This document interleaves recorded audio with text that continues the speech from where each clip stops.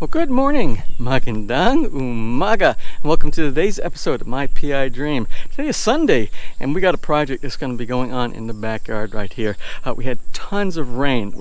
Again, I think the second cell that came through of that huge, massive tropical storm that came through. We've been getting rainfall out over the last 4 days, but I think the ground is wet enough now to be able to do the project that I want to do for today, and I'll include you on that as I start working here in the backyard. Take advantage of the coolness from all the clouds and also the wet ground. So let's go ahead and get today started. Well, without further delay, let's get today's video underway.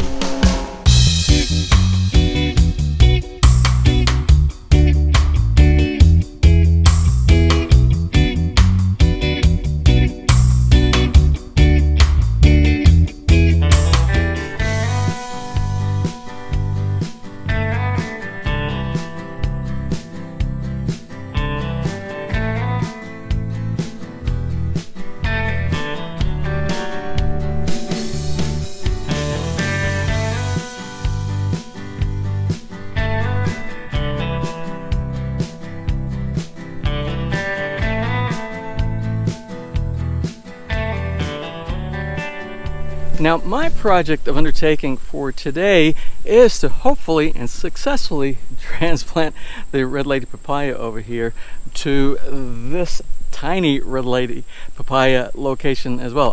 I know I told you the other day I called them Pink Lady Papayas, but they're actually Red Lady Papayas. One of my neighbors corrected me on that. Well, anyway, I am going to try to relocate this one. It's not huge right now, but it's also not small.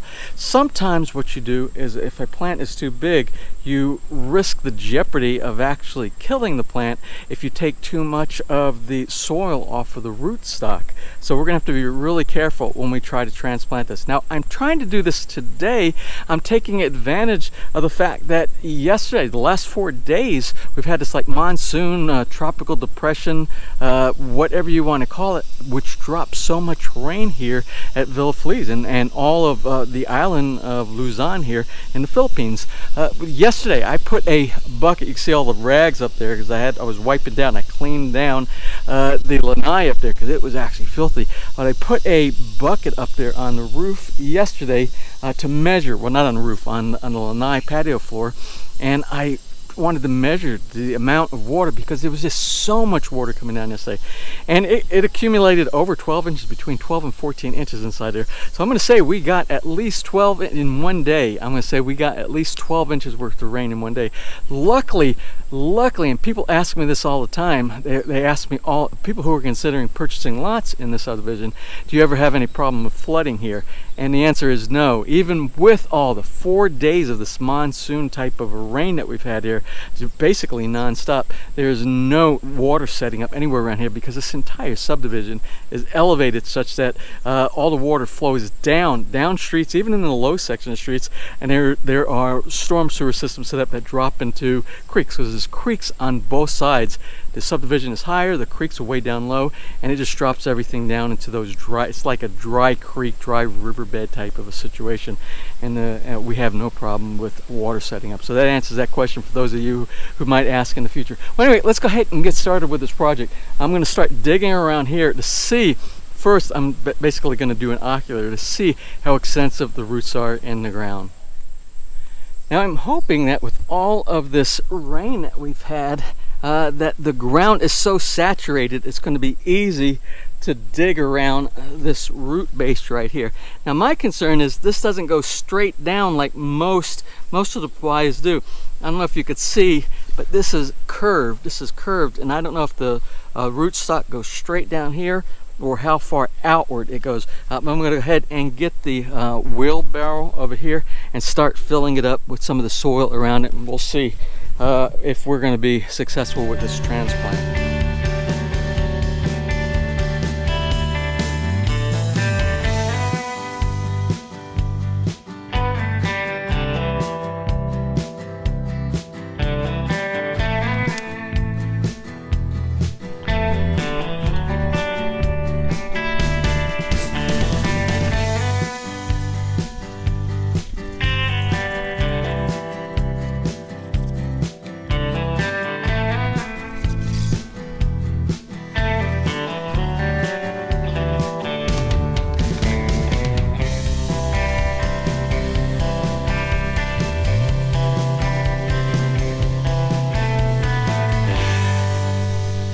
Okay, as you can see, that task is done. The relocation of the Red Lady Papaya from by the Bahay Kubo over here closer to the raised bed garden is completed. Now, the only thing we have to worry about, whether it's going to take and it's not going to go into shock. It will probably go into a shock a little bit. I can also already see some of the wilting, but papaya is a very robust type of a plant. Unlike some of the other plants, when you transplant it, you got to be really careful, especially with the roots. Now, this guy, it was easy to get him into the ground because we just had like 12 inches of rain and the ground was very soft. It was actually quite muddy, but it wasn't like digging in hard clay type of soil around here.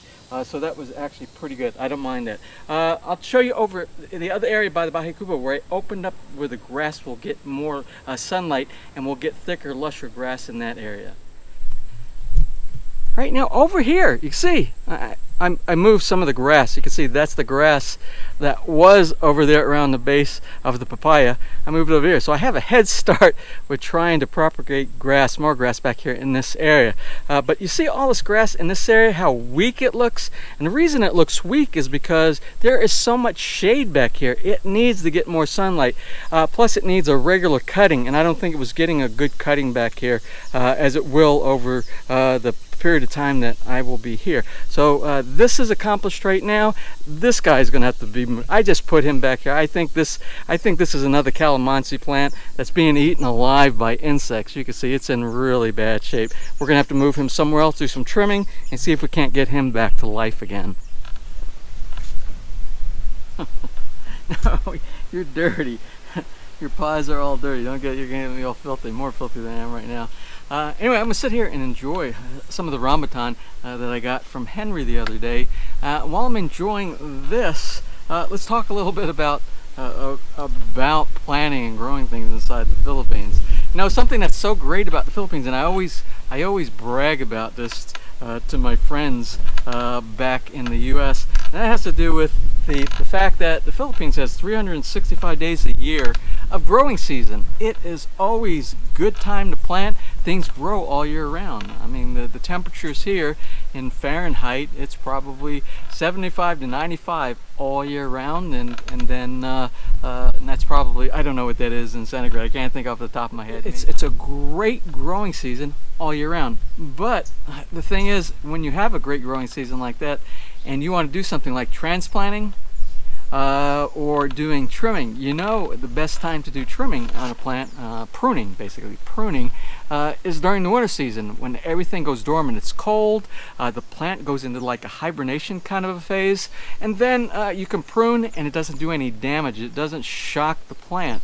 Over here you don't really get that much of an opportunity, although you do prune, but I think when you prune over here, even the green branches, they grow so fast back. It's like pruning your shrubs in the US. You basically do kind of like that here. But there is a season. There is a season when it's cooler, when you can do the pruning, like when you prune the mangoes back probably around, I don't know, around January around here. Prune back on that. I'm thinking it's around January. Anyway, so the fact is that we have a long season. The pruning makes it a little bit of a dilemma over here.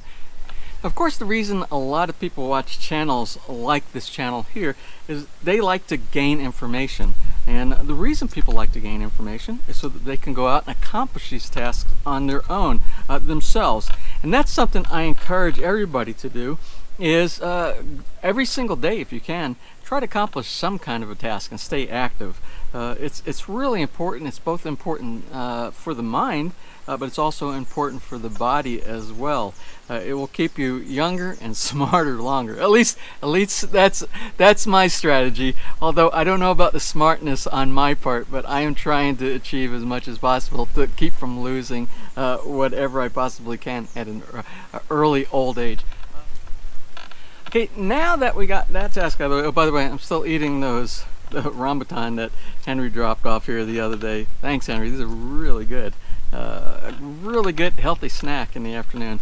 Well, anyway, that task is out of the way. Something I wanted to bring up, and I got contacted the other day by our farming friend. Remember Dave and Emily, who have the farm down past Padre Garcia, down in that area, going towards San Juan? Well, anyway, I asked her about transplanting clippings. You know, if you have a tree like a peach tree or a citrus tree, you can actually cut a section, maybe 6 inches or 8 inches long, off of some of the dark wood, not the green wood, but the dark wood on there. The more mature wood, about the thickness of a pencil, and you can take that and you can transplant that. You can put that inside some potting soil, maybe some peat, something that will retain some water and help with growth. Maybe if you have some rooting compound, you can put some rooting compound on the very base where you make the clip on the bottom, and then you can get some more trees. It takes a little bit longer than doing something like grafting or having an already seedling that you can bring over, but I asked her some questions about that, and while I asked her about questions about that, I showed her, or I expressed my concern about some of the plants, because we received some plants from her as well. Now, I asked Emily a question. I told her, I said, I saw the pictures that you have on Facebook of your plants that you have, and she gave me some of those plants. We got a couple of centauries, some other plants that they gave, banana plant, they gave us some banana plants over here. And I said, my plants are not doing nearly as good as yours. What's your secret? And she gave me some tips, and they're common sense kind of tips, but I'm not very good with some of the mixtures like she is. She is a guru. She studied agriculture. And what she said, the plants that we have here, even though the soil is extremely rich here, there are other things that you can do to stimulate growth and also help propagate more fruit on a fruit-bearing type of a plant. And it has to do with maybe if you have something like fish. If you take fish and you're cooking fish and you're preparing it, before you prepare it, you know, they get all the blood and all from that. You can actually take the blood and the bones from that and mix all that up, and you add about a cup of that compound. And I think she gave me the secret recipe. It's like a portion of that with some water, with something else, I forgot what it was. And what you do is you pour a cup of that mixture around the base of each one of your citrus plants or the plants that you're trying to get grow, and that will help stimulate the growth and help the plant produce a lot more fruit on it than you would normally have. So I will try to find that later on, and I will show you that recipe that she gave me. But we're going to put something together like that to try to get some of the plants we have in the backyard growing, because some of them are about the same size that they were when we left a few months back. All right, well, it seems like the weather is starting to turn a little bit out here. It seems like we're going back towards it. It's drizzling right now out here. I've got the umbrella open, and that's how I'm staying a little dry right here. But I think what I'm going to do is, you remember yesterday the Jurassic Park lemon that we pulled off of that one lemon. I have no idea what it looks like on the inside. So I think what I'm going to do is I'm going to go on the inside. I'm going to cut that open. I'm going to see how much of the juice portion is on the inside, and maybe we'll try to make some lemonade. We'll see. Who knows? I have no idea what to expect opening this guy up. Well, let's just cut into it and see what's on the inside.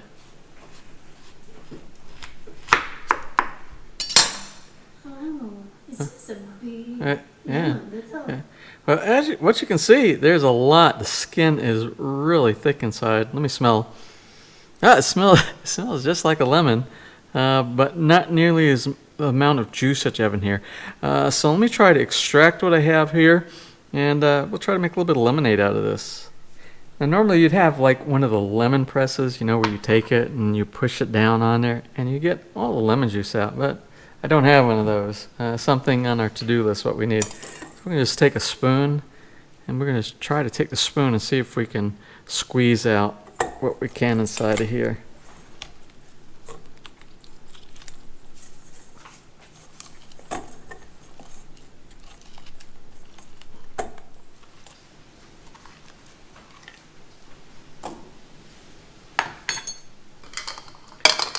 Let's go ahead and try to strain out the seeds and some of the pulp that's inside here.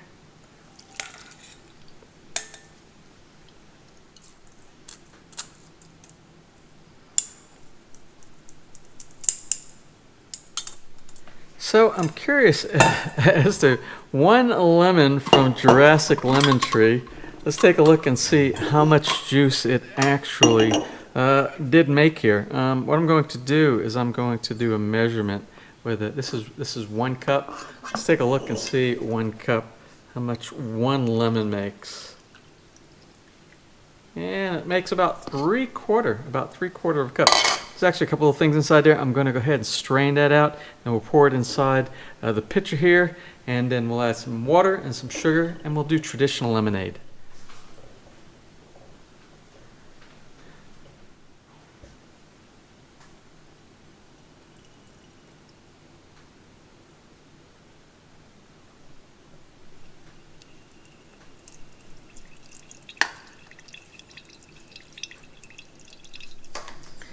And what I'm going to do here, I'm going to actually make some sugar syrup to go in with the lemonade.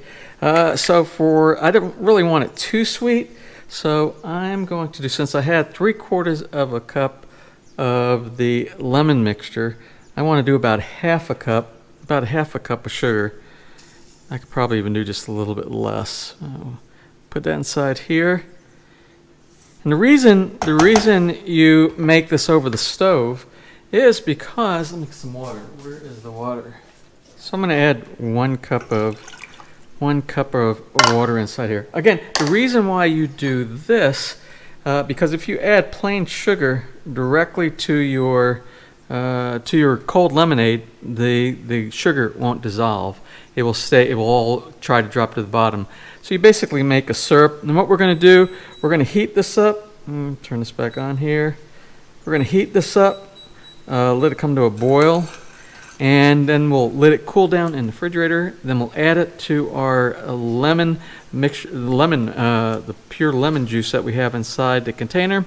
We'll put about 6 or 7 cups of water inside there, all the way to the top, and then we'll let it chill, and then we'll try it. We'll see what it tastes like over some ice. Now, normally the pulp that I had inside of here, you would normally keep the pulp and you add the pulp to the mixture. I actually threw it away.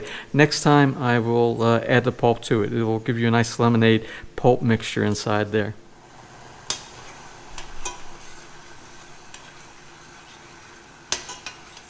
All right, the sugar syrup is cooled from the refrigerator. We'll go ahead and pour it inside here. Add that, and then I'm going to add some ice, and I'm going to add some more to this. Stir it a little bit, and then we'll try it out. We'll see what it tastes like. Okay, we have the lemonade. It is prepared. We're going to test it out and see what it tastes like.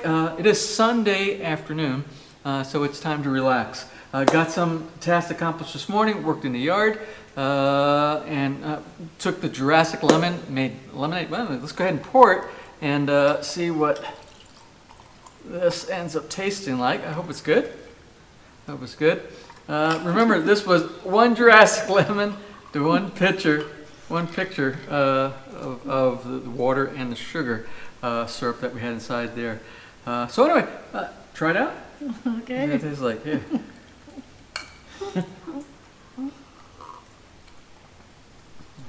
Tastes like lemonade. Yeah? Good. It's good. Good refreshing. It'd be more refreshing if it were really sunny outside, but we'll have to wait for another one of those kind of days. So I want your half lemon here. Yeah. Oh, but it's too big. You can. Yeah. It would be like twice the size of the glass. We'll do that next. We'll get a ornamental lemon to put on the side for garnish the next time, or maybe we have another lemon. We have another lemon tree that I think grows regular size lemons. Maybe we could use that as well. So anyway, success on all counts in the yard, and also with our JURASSIC lemonade today. And I think that's going to be about it for today. Now I'm thinking about tomorrow doing an episode with basically like we used to do in the Bahikubo. Remember, we used to do Bahikubo time. I've had so many questions over the past, probably the past year, but they're recurring over and over again, and people asking things about the building process, about costs and things like that. So I think it's about time to readdress that. Instead of answering it in comment sections or on emails, maybe we'll do that in either Bahikubo time, or we'll do it on the back porch if it's nice outside tomorrow, or maybe here in the sunroom as well. So that's going to be about it for today. I'm so glad you had an opportunity to join us today for our little bit of daily activities. Even with the bad weather, we did get some stuff taken care of. Well, if you enjoyed today's video, please give us a thumbs up. Please share, and if you have not subscribed, just click on that little My PI Dream heart in the bottom right hand side of your screen. You'll be subscribed and notified the next time we upload a new video. So until such time, you have a wonderful and blessed day.